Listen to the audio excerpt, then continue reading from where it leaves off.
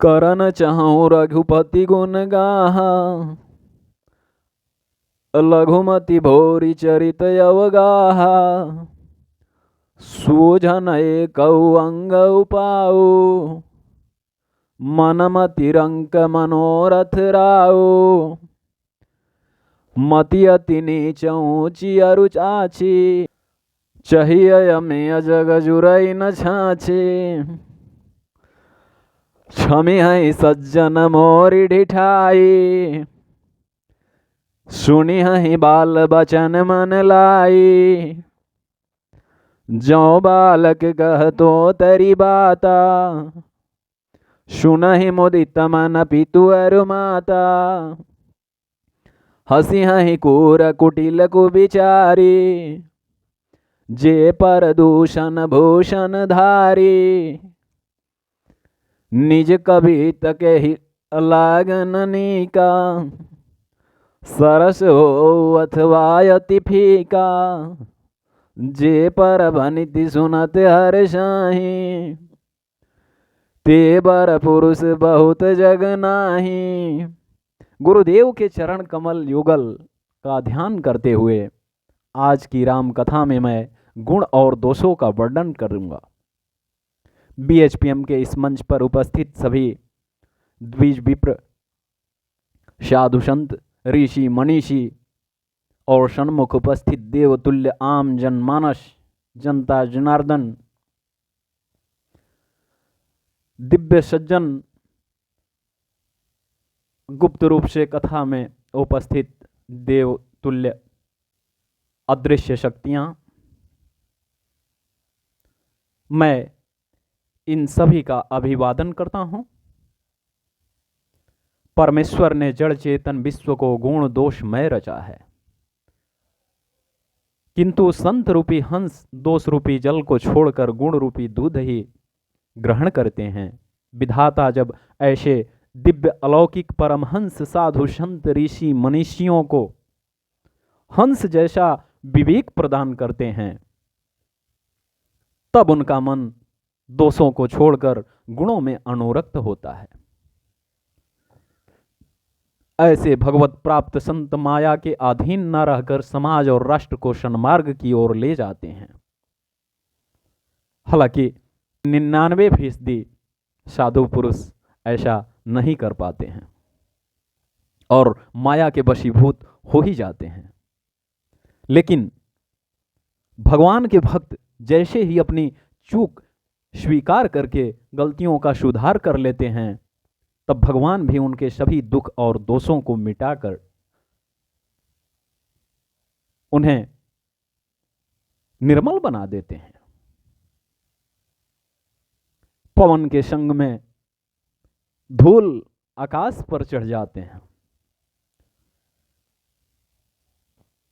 Dust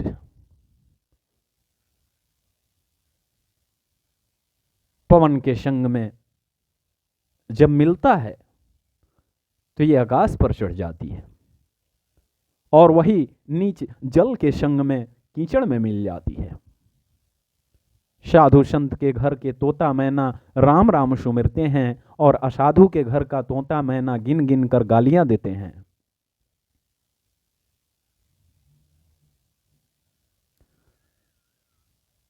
हर चीज हर व्यक्ति में शोभा नहीं देता।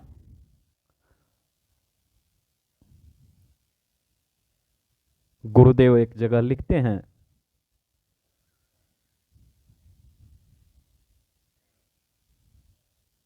नाम बिना नर ना शोभेला, ज्यों ब्याह बिनु नारी। और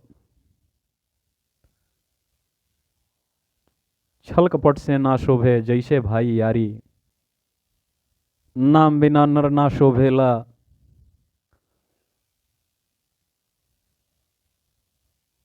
साधु बिना ना गारी। तो कुसंग के कारण धुआं कालिख कहलाता है, लेकिन वही धुआं सुसंग की प्राप्ति करके सुंदर स्याही हो जाता है। और हम जैसे पटकथा लेखकों के हाथ लग जाने पर पुराण लिखने के काम में तथा फिल्म के सेट पर स्क्रीन लिखने के काम में आते हैं।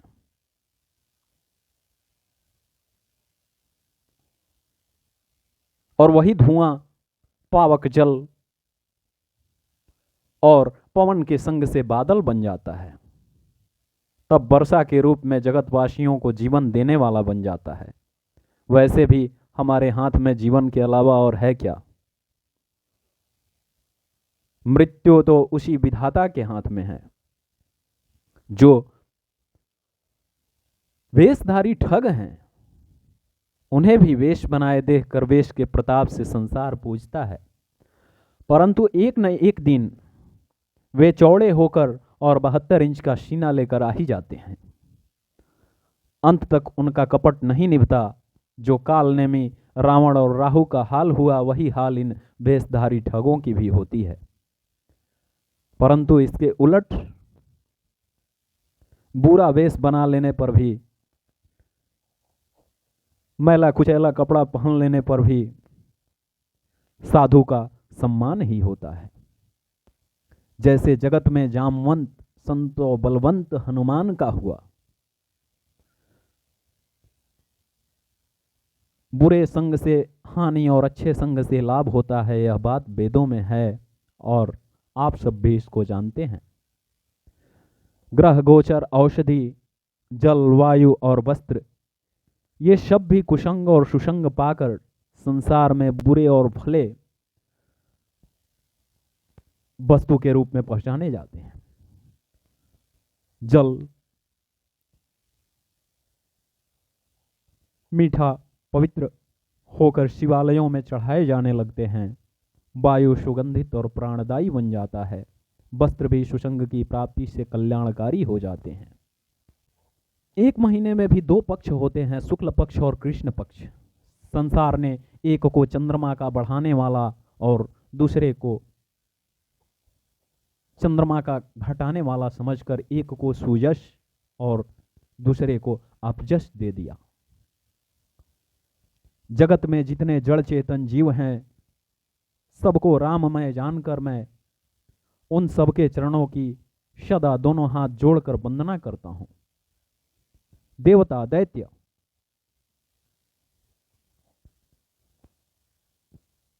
मनुष्य, नाग, पक्षी, प्रेत, किन्नर,